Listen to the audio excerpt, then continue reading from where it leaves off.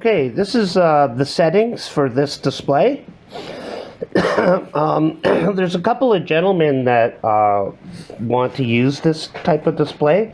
I'm sorry I have to hold the camera. It's because the lettering is so small on the options. If I don't, you'll never be able to see it.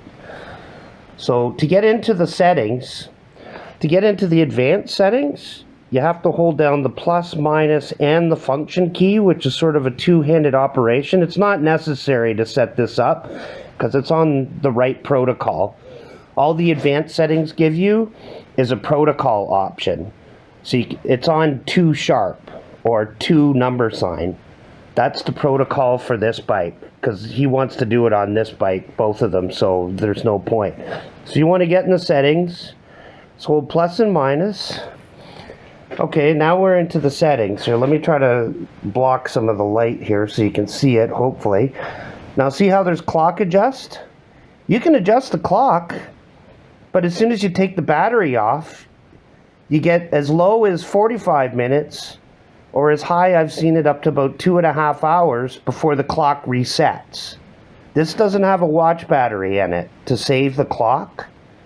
So if I was going out on a long ride, sure, I'd set the clock. Why not, right? Because as long as you're within 45 minutes, you can stop, have a snack, and change out the battery and whatever, and it'll still keep the time. But what I do for this one, as soon as I turn on the bike, it'll be at 000, and then just start counting up the minutes.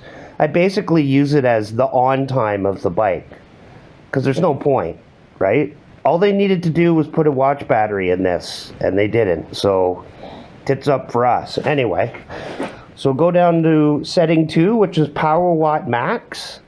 That's if this, it's not the fault of the display, but the controller doesn't have an amperage output, so it can't display the power output of the motor, because it has no amperage to, volts times amps is wattage. But if the controller on the bike doesn't put out amperage, well, it can't calculate it. Power on gear, I have it to saved.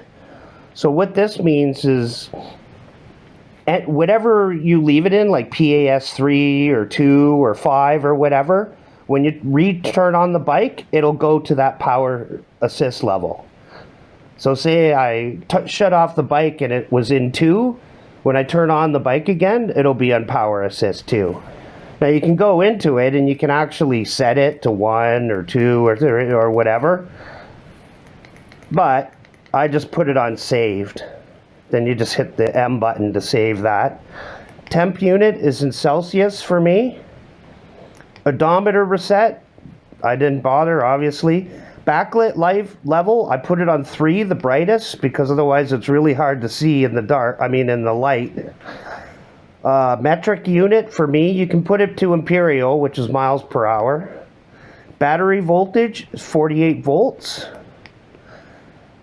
Auto sleep time, I put it at 0, so it doesn't shut off the bike automatically, but you can set it. If I go to here, you can set a number in there, right? And say, oh, turn it off after 60 minutes or whatever you want. PAS level, I have it on 0 to 5. But there's multiple options here, 0 to 9, 1 to 9, whatever. But I just kept it on 0 to 5 so I can turn off the throttle if I'm stopped just for safety. Wheel diameter, now this is important. I have it on 22.1 for these low profile CST big boat tires, and it's dead on, like with GPS. Now, what it will do is after you get really high mileage, if you do a lot of stop and start, because it only has 1 speed magnet, so there's a little bit of a lag before it can detect that you've stopped, so it thinks you're kind of crawling forward a bit. You may get 100 meters off after over 30 kilometers, and at that point your battery's dead. So it's basically dead on. Now, if you have the knobbies that the bike comes with, you might want to put this to 22.2 or 22.3 because they're a little higher, right? Like I have low profile tires. So that will that'll get you pretty close. 22.1 to 22.3 will get you very, very close to dead on, because this is a very accurate display. compared to the stock one.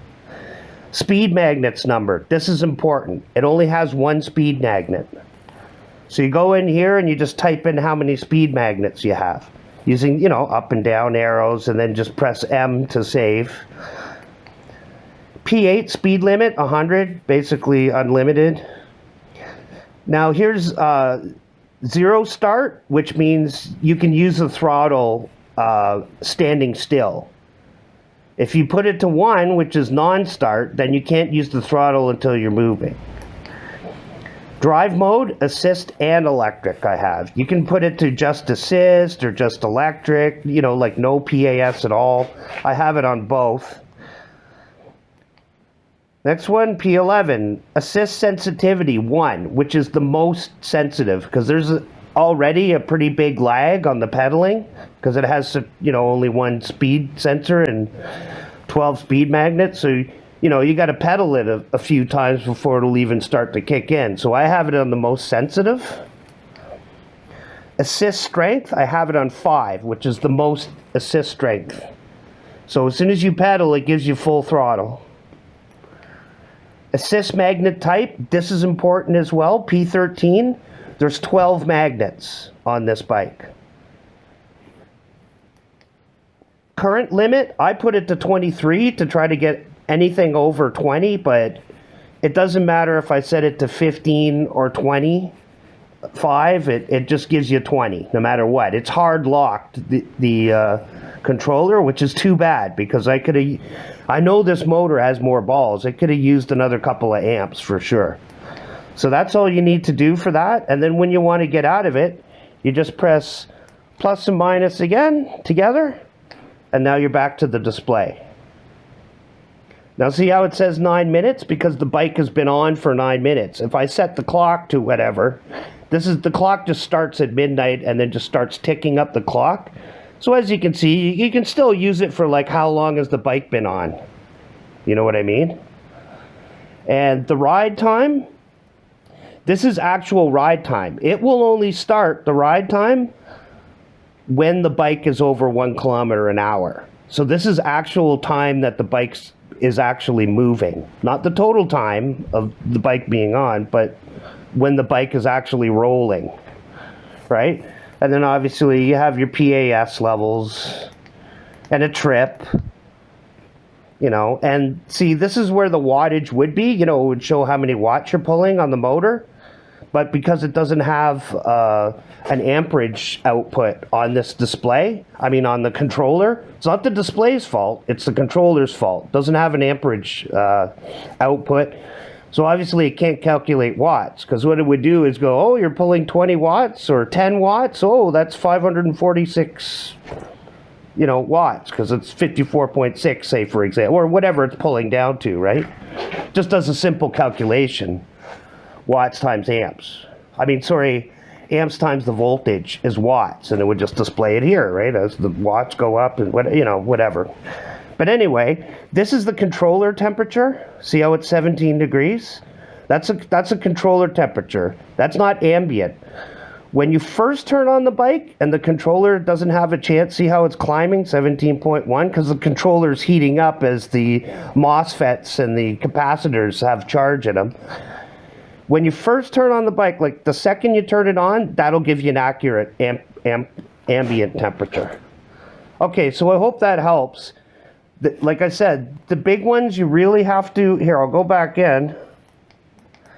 The big ones you really have to deal with to make the speedometer work are the wheel diameter, P6, the speed magnets number, P7,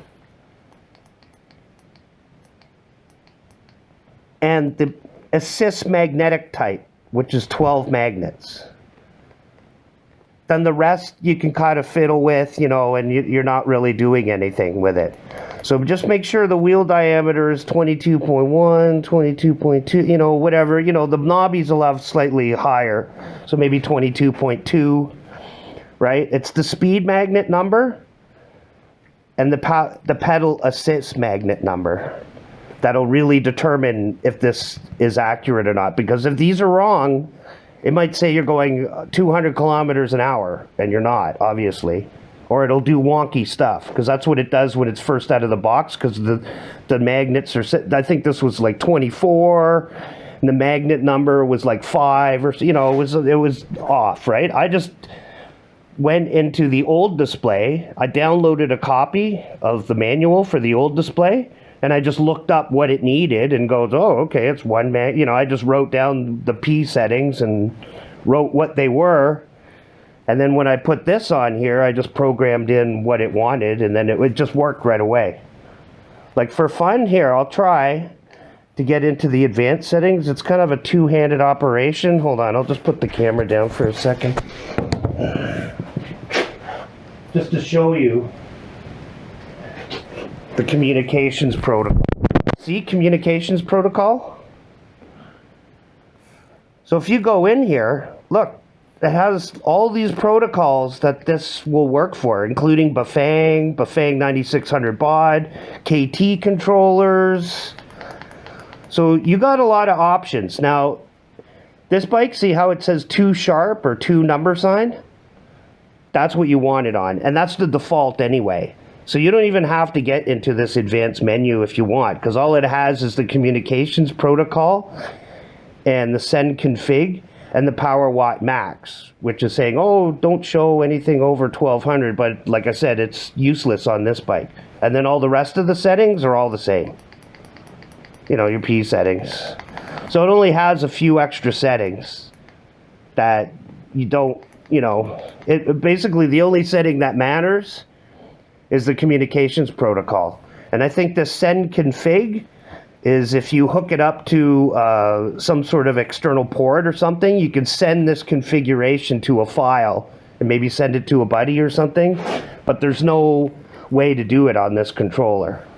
Like if I go here, I could go, yeah, send the config, so I can send it to my buddy and he can just plug it in and this works. But obviously this doesn't have it, because it's the controller that does it. It's not the display. So and then to get out of this, just plus and minus again, and you're back. Now, see how it's 18.3? Because the controller's been on. This gets about 10 degrees above ambient, roughly. A little more sometimes, if it's summer, it gets a little more, and in the winter, it gets a little low, But this tells you your controller temperature. So that's good. So if this gets like crazy, like 50s, you're like, wait, my controller's burning up. I better, slow down or whatever. Now the controller will have a thermal shutdown, but, this is good to keep going, because you'll notice in the summer, if you're sitting out in the sun, this thing will get really hot, but then you start moving and then there's airflow over the controller and then suddenly it drops. It starts dropping. It gets, But anyway, this gives you an idea of if you want to program this. I'm sorry I had to hold the camera, but like I said, the numbers are so small, it's really hard to see. All right, thanks. Bye.